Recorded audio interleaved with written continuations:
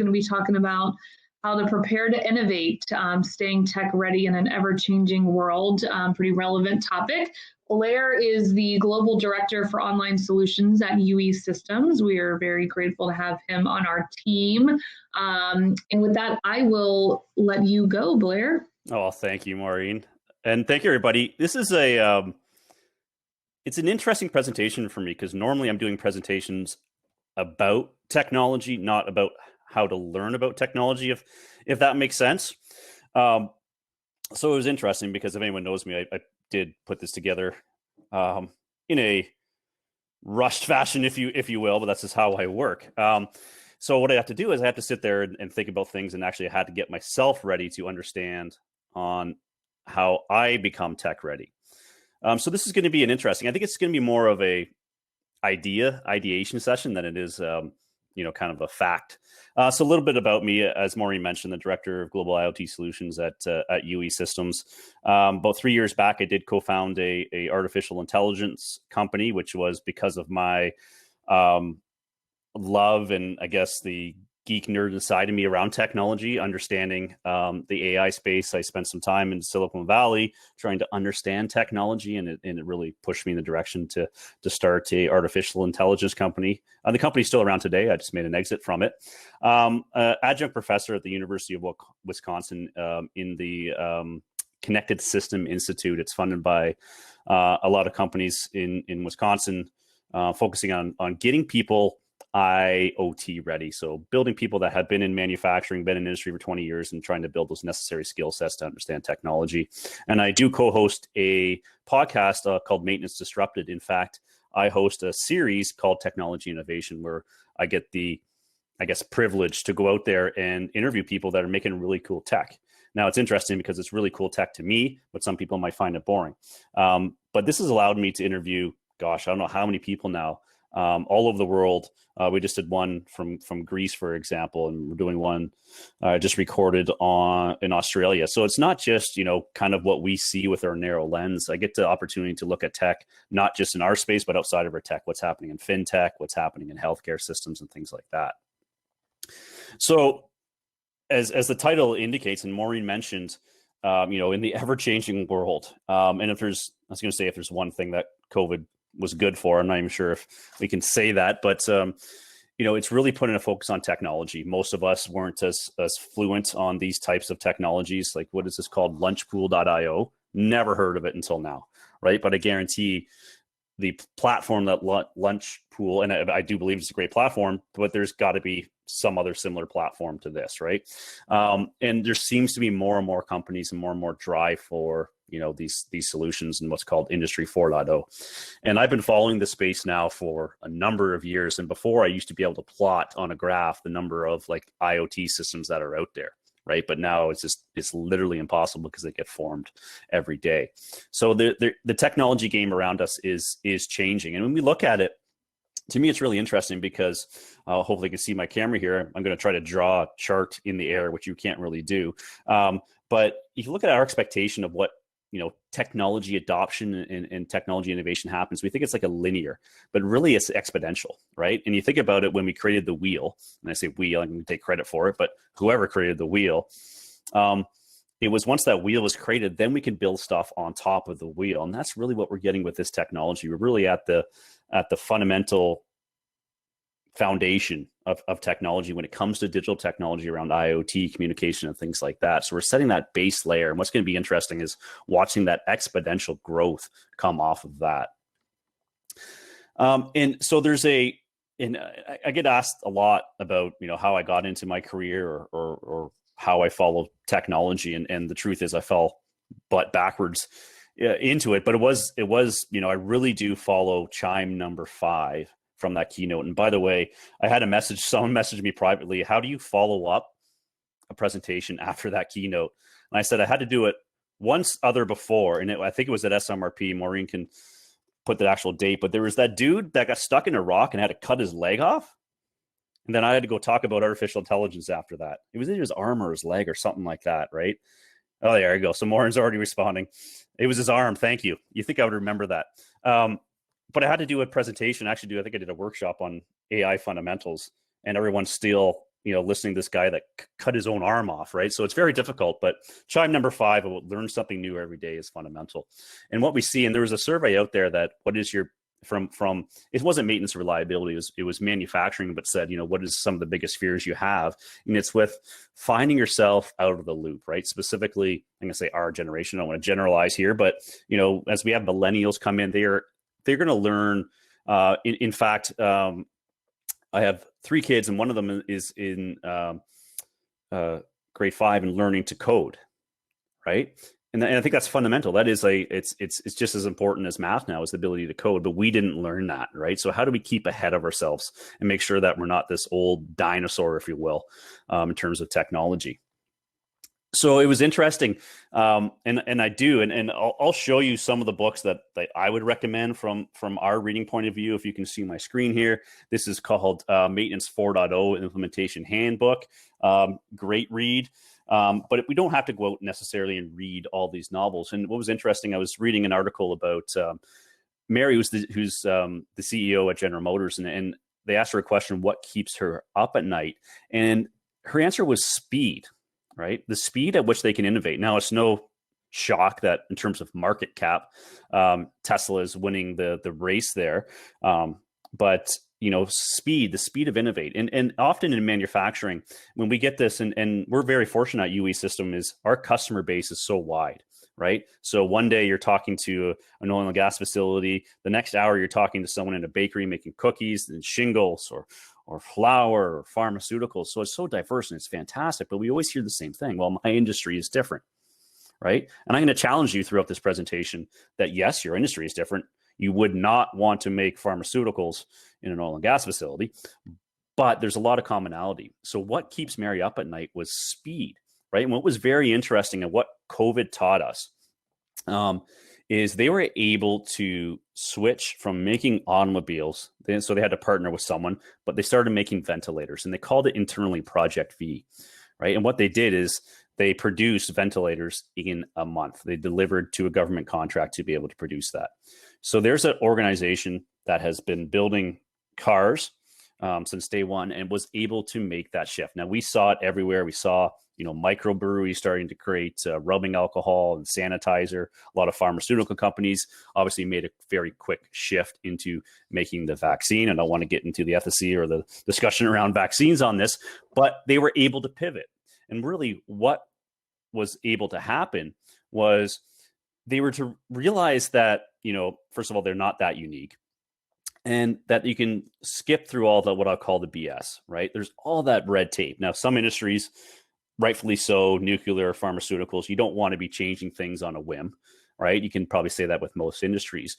But we were able to see how with the right support and the right push from the behind, you're able to implement new technology. So I do believe there is some positives out of this COVID. And I think, some of those chimes were really, that reset and being able to stay in the moment is a good example of some of those things.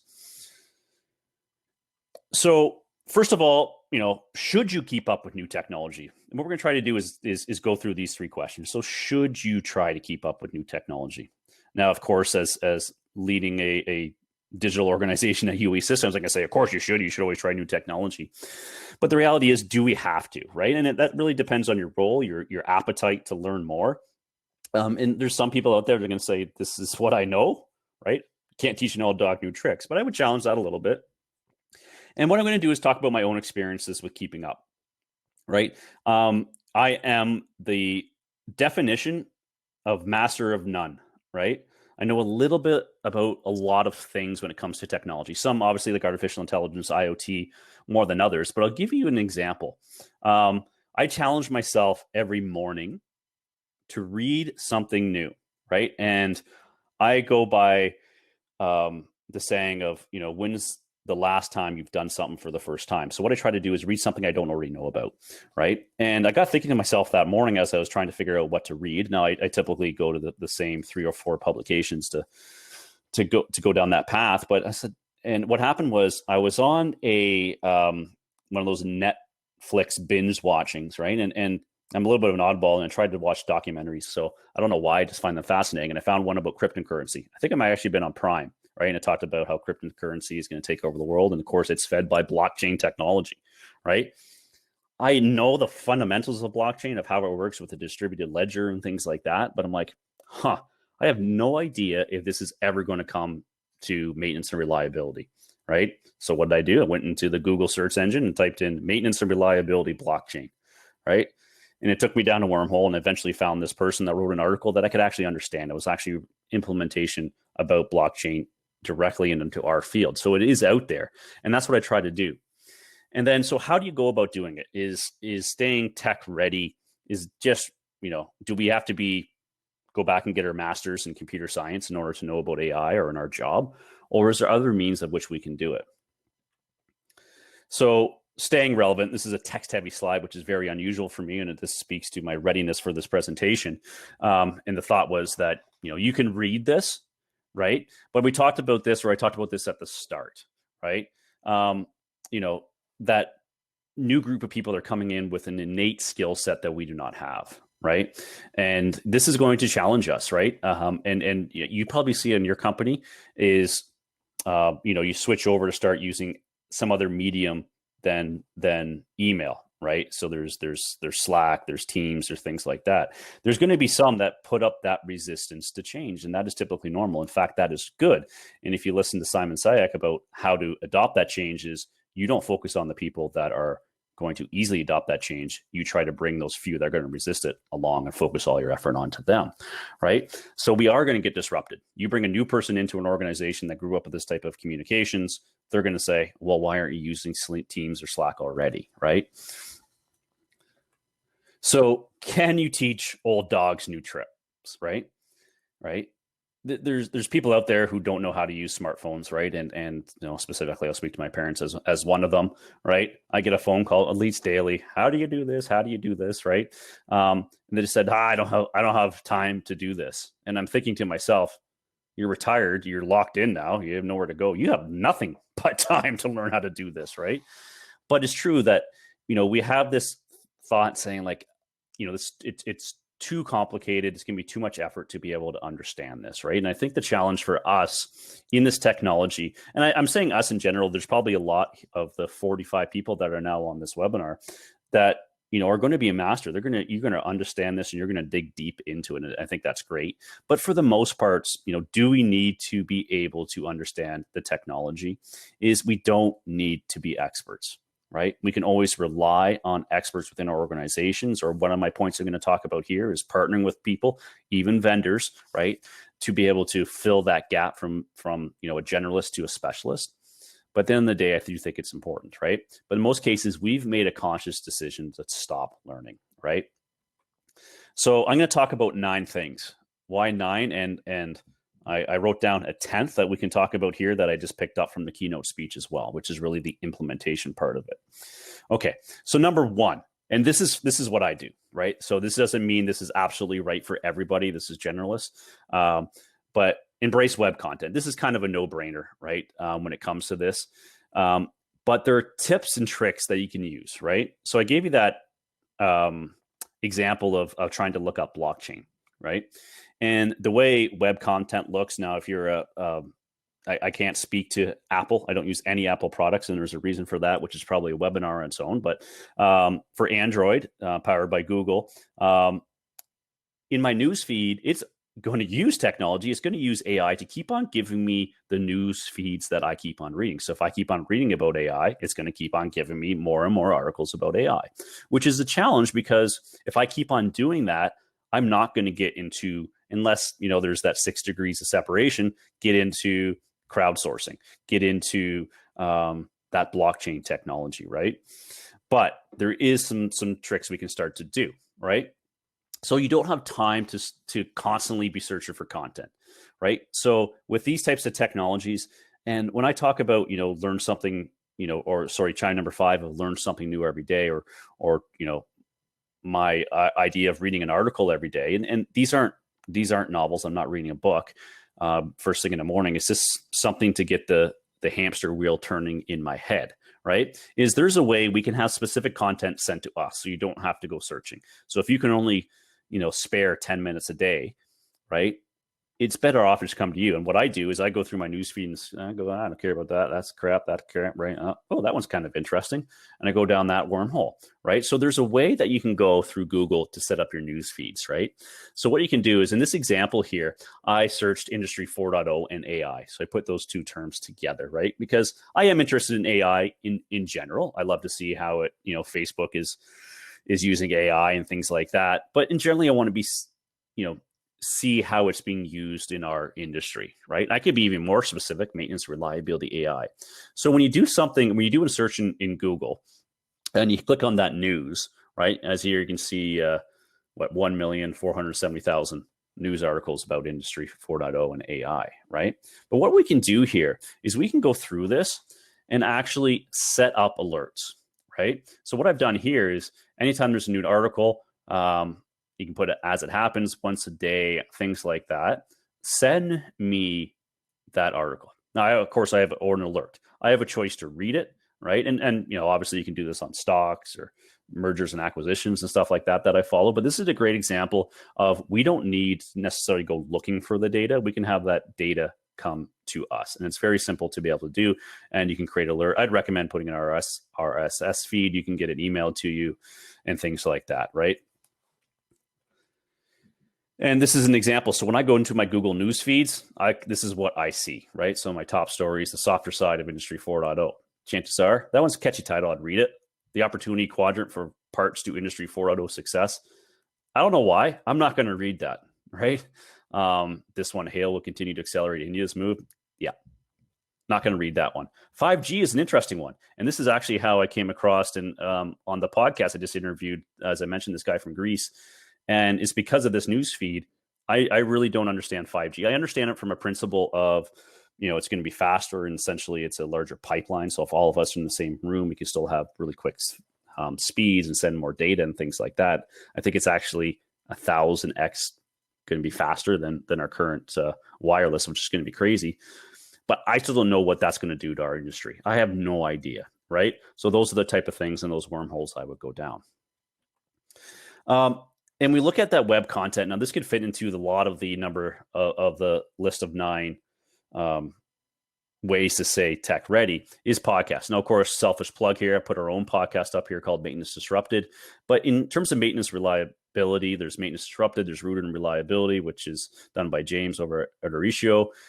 Like, we're not competing against each other. These are ways to give you information. And if you look at how generally we as humans learn, is we don't really absorb information by reading that very well. Now, some people are different. We do a lot better by listening, and we do even more better. Is that a word? Even better with visual, right? So that's why YouTube is gaining in popularity, and people are actually putting their podcasts on YouTube. But what podcasts allow you to do, now I do this for my industry, but I also do it outside of the industry, from health, from true crimes, all that kind of stuff, is if I'm doing something that's kind of repetitive, walking the dog, I have a podcast on, guaranteed it, right? And what it allows you to do is obviously start and stop, right? And here's a great thing, and hopefully we haven't had anyone bail from this. What's great about a podcast is typically they're free, but you can bail at any point in time, right?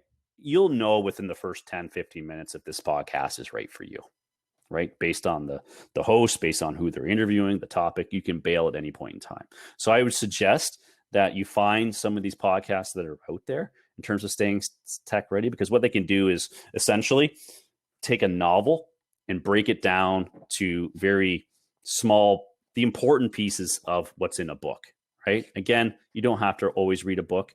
I would recommend, throwing a novel in there every now and then, but you don't have to. Okay, so number 2, follow industry social media accounts. So if you think about it, the time it takes for technology to come out, the time to get to a podcast, the time to actually get to a printed book, right? That's what's great about technology, is even if you read this book, which I think was published 2019 or 2018, is some of it's out of date. Some of it's literally out of date from this book, right? And that's why you see authors start to do revisions or updates to their book. So following social media accounts is an easy way to get concise information, up-to-date information. And, when I think of influencers, I think of the Kardashians on some private jet being an influencer, getting paid millions of dollars to hold a Coke can up or whatever it is, right? Unfortunately, our industry doesn't pay a lot of money to be an influencer, but there's influencers out there, right? And I'll give you some examples of that, right? So when you're choosing who to follow, LinkedIn, Facebook, Twitter, Instagram, right? As you get more to the latter ones I mentioned, you're probably gonna get less and less content. Really, LinkedIn is probably the best case to find, that business type content we're looking for. But there's a lot of great content that's out there, right? And the reality is, there are a few people out there, and I can recommend to some that to follow in terms of staying tech ready. But most of them are linked to a company. So of course they're going to do what's called commercial insights. They're going to try to do thought leadership or insights that drives them to the unique value proposition of their company or their product. That's the reality, right? That's how business works. So we always have to be aware that there always is going to be a bias, right? And it's just like everything in life. Have a curious eye, kind of say, right? Or read 2 articles from 2 competitors, right? Because that would be interesting and compete them against. Well, you said this and you said this, right? Those are the type of things, right?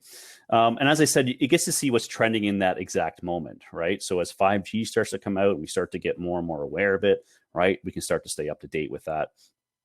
And don't be afraid, to join these groups and actually have a conversation with any of these people. Anybody that publishes an article wants to get it read. Now, here's a little tip. If any of you, and some of you might be in academia, is when you look at those academia research papers, they are a wealth of knowledge.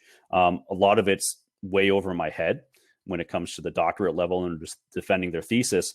But what's great is, you go on there because you search keywords and it gets you to these research papers and you want to start reading them. And it says, hey, buy this research paper for $10, right? $10 is cheap considering the amount of work that these people put into it, but I'm not paying. Right. What I found them on LinkedIn, just message them, say, hey, I loved your article. Can you send me a copy? And they'll send it. They make zero money off that. Right. So as the author, they're allowed to send that article out. So if you do find a research paper, there's a little trick around there that you can just email the author, and likely, because they're so passionate about it, they will message or send you a free copy of that paper. So this is John Soldatos. He's actually the person that I was talking about in Greece that I just interviewed, right? And it was actually his article that I read on blockchain technology and maintenance reliability that got me down that path to better understand it.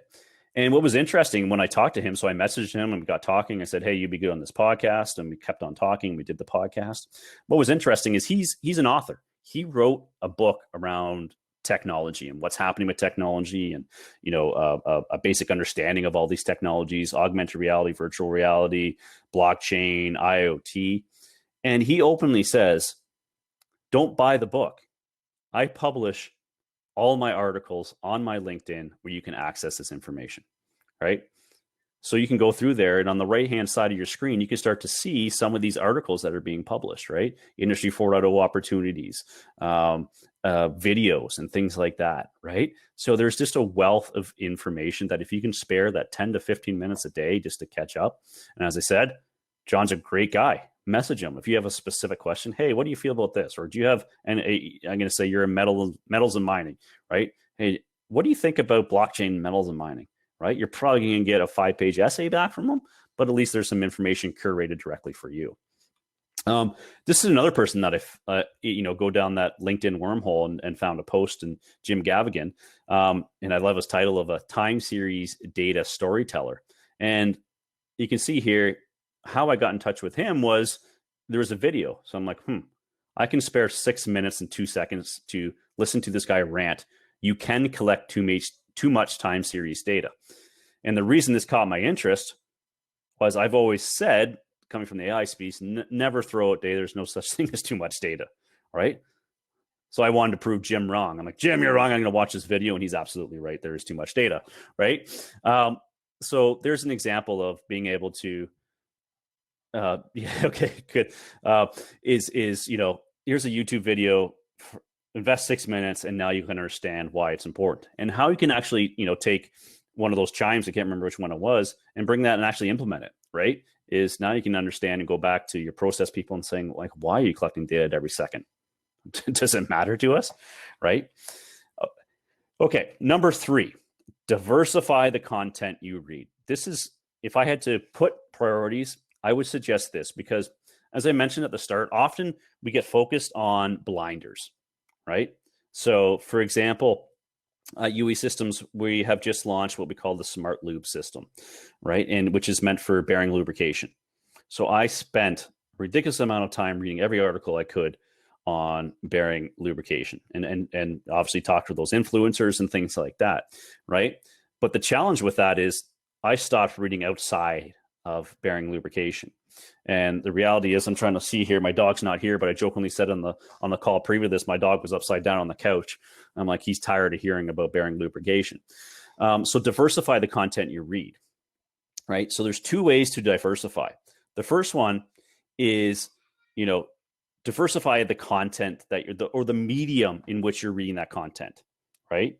So, don't always search on LinkedIn, don't always watch videos, don't always listen to podcasts, right? There's just a lot of different avenues to ingest data. And often, this technology can be so advanced, specifically as you get up to that academia level, it's they're citing references and things like that. It's like, I don't understand. Blogs are still happening. They're still relevant, very concise information. I'll always suggest podcasts, but there are different ways to be able to look at this. So diversify your content in terms of how and where you absorb this information from. Okay. The second one is look outside your industry. This is probably one of the biggest things that has changed my career, right? Because I said, you know what, I'm in maintenance reliability. I'm in, what do you want to call it, manufacturing or industry. So everything I was reading was to that. And what was happening was I'm trying to struggle to see, the use cases of AI. And there was healthcare, right? There's a hospital in Texas now that's using artificial intelligence for all breast cancer screening and has an accuracy rate, I think it was like 4x better than the leading doctor, right? And I'm thinking to myself, I wouldn't have read that if I didn't look outside my industry. So if AI can be used for image recognition, cancer detection, right, it's going to make a huge impact, right? We are, I would say in general, we are slower to adopt technology in our industry than most other industries. It's a lot easier from a business to consumer market. So if you look at the data, obviously Facebook's pretty easy to create data. Or if you want to do a image recognition on a cat, you Google a cat on Google a cat on Google, and you're going to have 10 million pictures of cats, right? So it's easy to train an AI. But if you want to do, this is what this motor looks like in this type of facility under these conditions, this is what it looks like when it fails, you're not going to be able to find that, right? So I think it's very important that we look outside of our industry. So and I'll challenge you, if you're in, oil and gas, try to read something on pharmaceutical. If you're in food and beverage, try to read something outside of your industry or even stretch that. Okay, number 4, make time for online training, right? Now this is, I'm preaching to the choir here because, you've already done that. You've already invested your time, right? Now, great, but make time for online training. Okay. Now, I'm also going to suggest you make time for webinars and things like that. Now, when I'm saying training's different, right? Yes, you're going to learn from this, but there are just a wealth of information. And I'm going to speak from the vendor side of kind of this relationship. Is an educated customer is the best customer. Okay. I'm going to say that again. An educated customer is the best customer. So companies like UE Systems, companies like Fluke, they are going to invest in your training. There's always going to be, that certification training and things like that. You need to invest time, money, and resource to do. But there's also going to be other sorts of training, right? And also another positive from COVID-19 is a lot of those have now been brought online, right? So some of you may have heard of this Coursera, right? It is just a wealth of information. If you go in there, you can see I went to Coursera, I typed IIoT, and you can see all of the available classes that are there from Coursera. Now, I'm suggesting 2 here. There are many that are out there. Even YouTube can be a great teacher, right? But if you want, and a lot of us understand that, you want some kind of paper to hang up on the wall saying, look at boss, I did this and I know this, I invested my time to be able to learn this, right?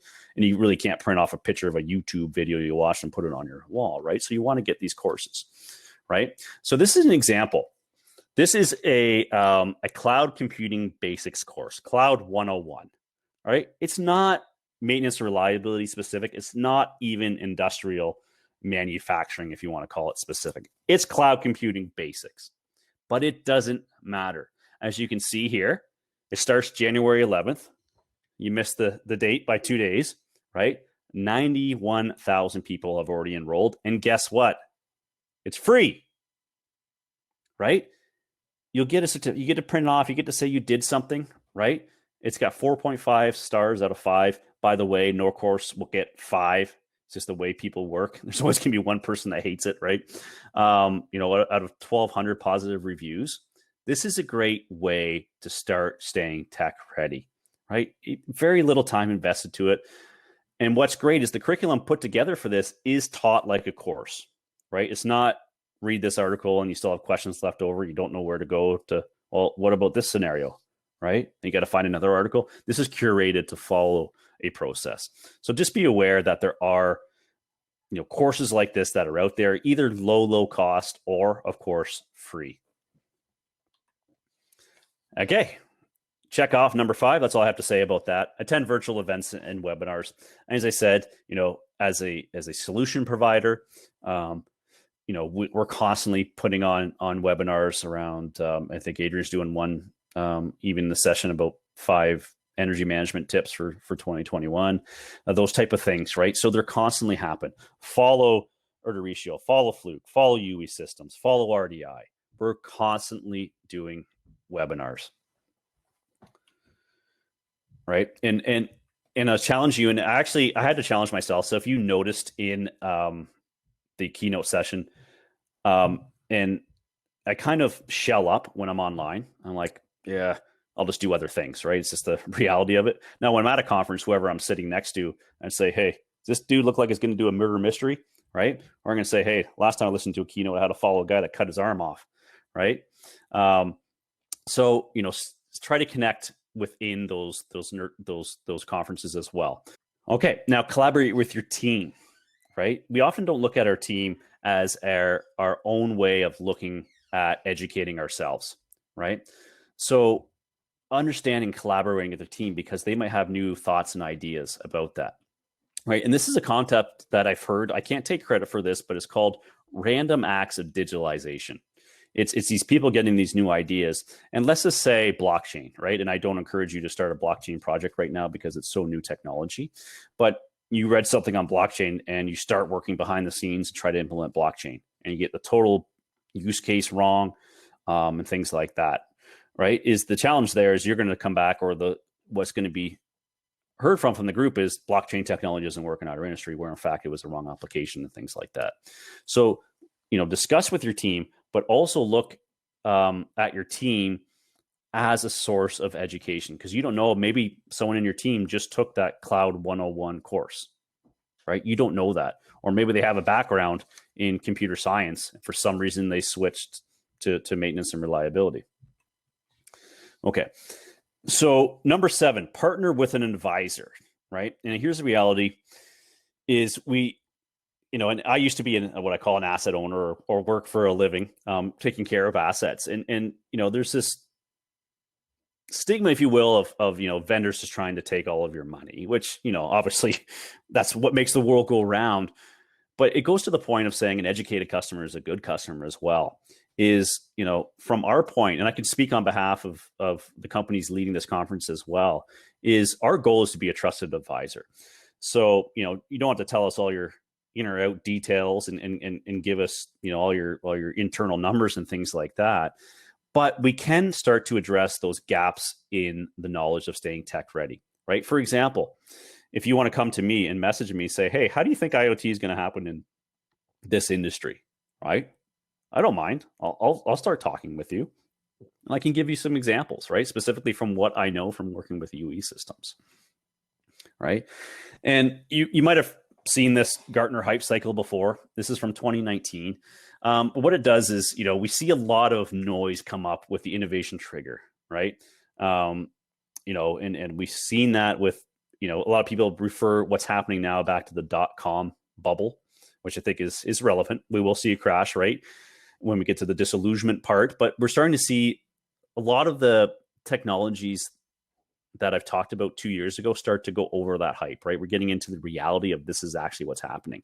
I remember, 3-4 years ago, you go to a conference and AI was this mystical thing, but now there's, maintenance and reliability people presenting on how they implemented artificial intelligence.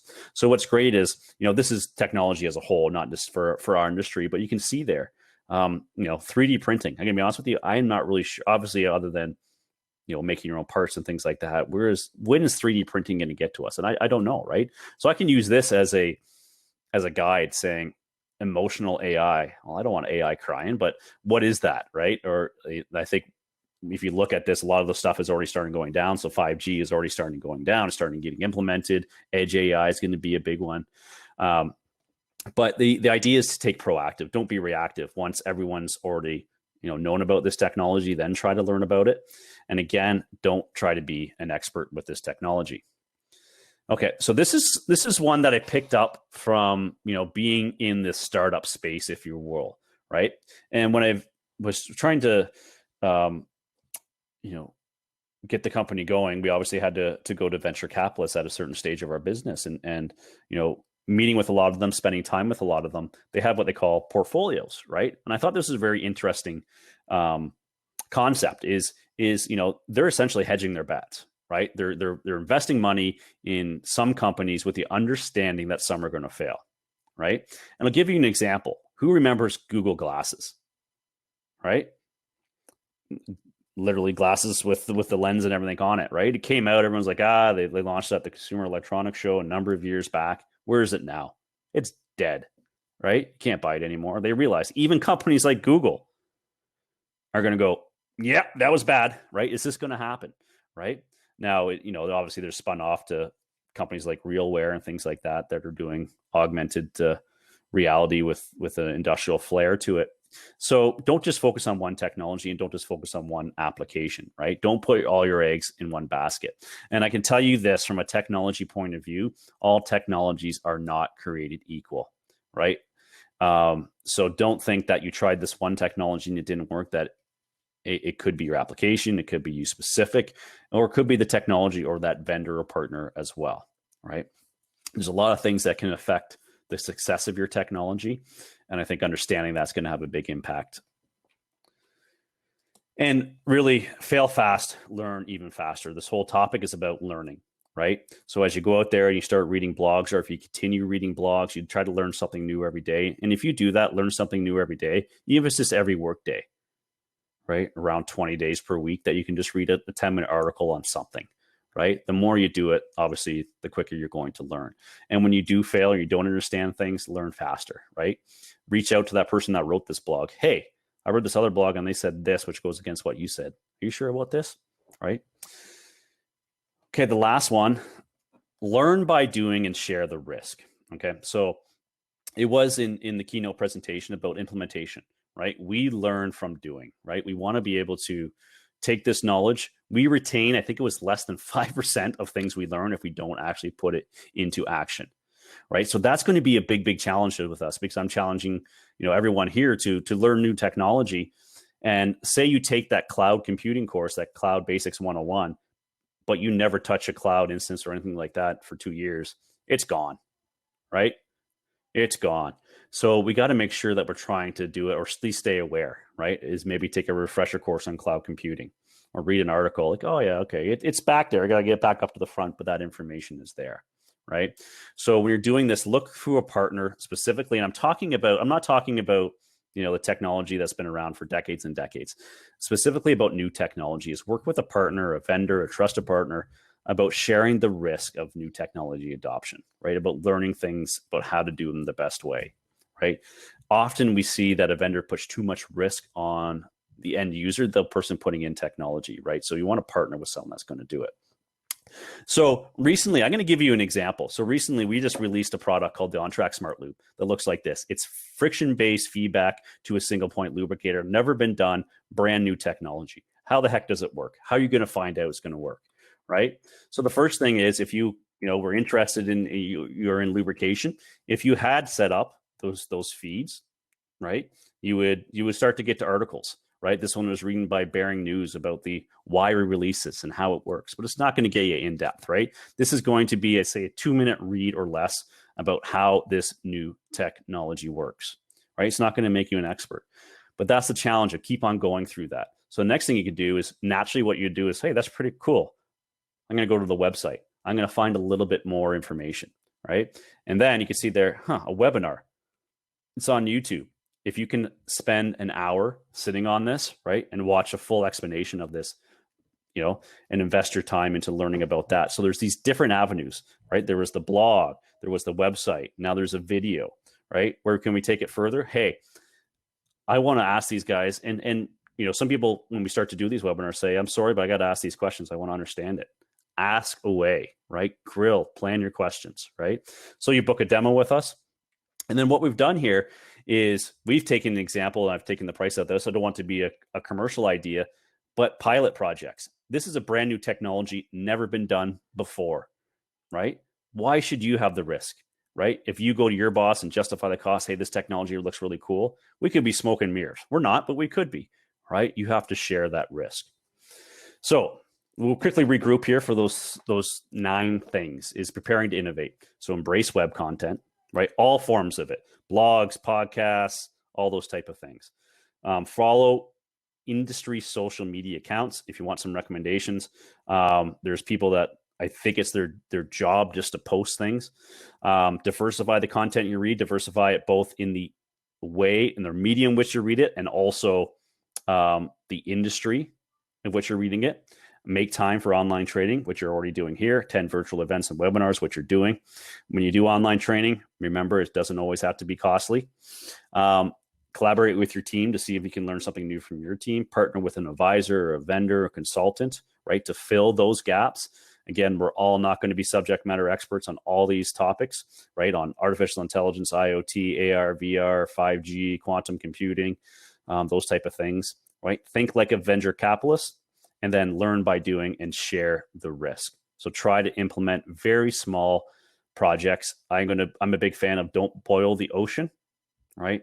Think small, scale fast, right? Those type of scenarios. So that's an example, or this is how I try to say tech ready. Well, thank you very much, everybody. Awesome. All right, great presentation, Blair, as always. But definitely recommend following these tips that Blair put out. And when he talks about following, social media accounts, get linked up with Blair on LinkedIn, because he is always sharing great information, and all those books he reads and articles he reads, he definitely shares them out. So you can't hide from it, nor should you want to. Thank you. Thanks for having me.